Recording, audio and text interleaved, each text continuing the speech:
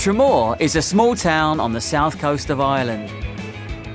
Its long and unspoilt stretch of coastline makes it very popular with tourists.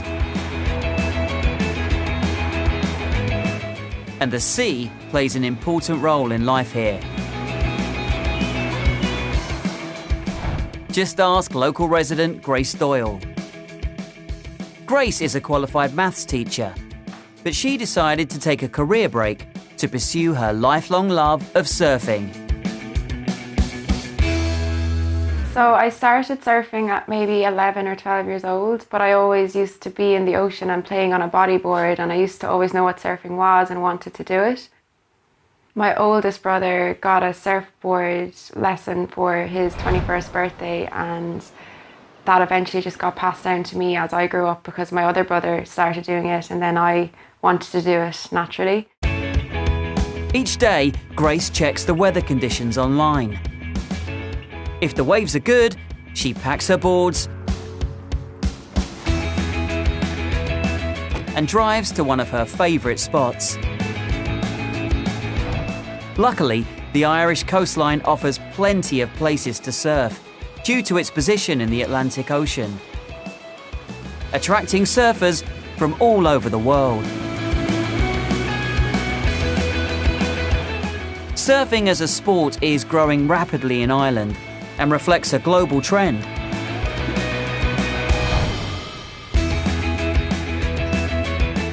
Grace's success in competitive surfing has led to several sponsorship deals, allowing her to chase waves all over the world.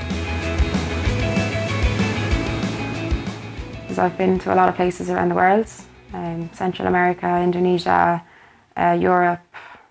The best wave I've ever surfed is probably in Indonesia. So the water's warm, the waves are crystal clear and super clean.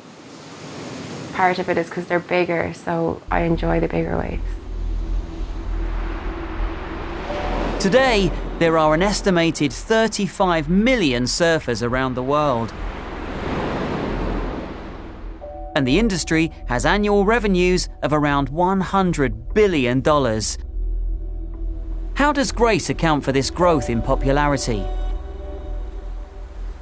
There's a lot of media coverage lately, a lot more than there used to be.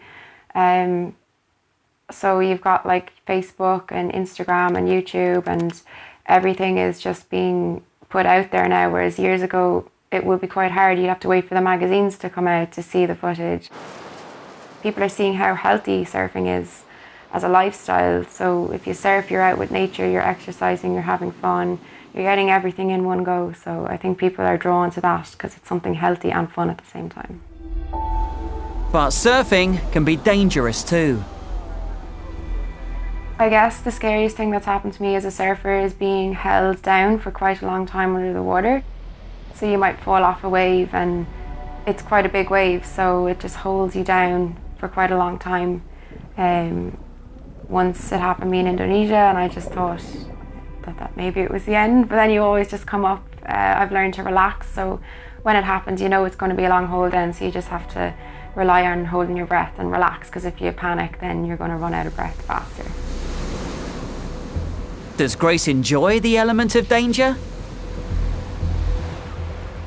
To a point, like it's part of the adrenaline rush, so I would enjoy the element of danger in the sense of like I'm out in big waves and I know if I wipe out there's a high risk I'm going to get injured, but there's also a high risk I'm going to get the best wave of my life, so I like that adrenaline rush.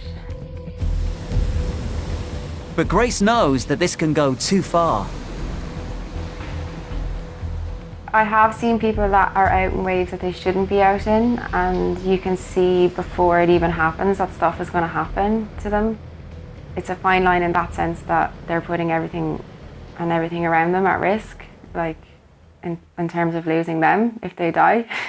Because that's at that level of big wave surfing, if you wipe out, like in those kind of waves, it's like, are you going to die or not? It's not like, are you going to hurt yourself? It's more like, are you going to come up? As with all extreme sports, this element of danger is part of the attraction, and it can be extremely addictive. Does Grace consider herself an adrenaline junkie? Yeah, definitely, because when you're addicted to surfing, you're addicted to that adrenaline rush. It's just something you want to keep going back for more and more of. So you have a really, really good surf and you think you're satisfied for like a week, but no, the next day you're like, I want to do the same again. It's definitely something that you're drawn to time and time again. And I don't think it's just the adrenaline, it's being out in nature, in water. Like several times surfing has gotten me over difficult times in my life. So I lost my dad when I was 16, and surfing is what got me through that. Surfing with my friends and people around here. There's something about being in nature that sort of relaxes you and just gets your mind off everything else. Grace has managed to organise her life around surfing. For her, and many others like her, it isn't just an extreme sport. It's a way of life.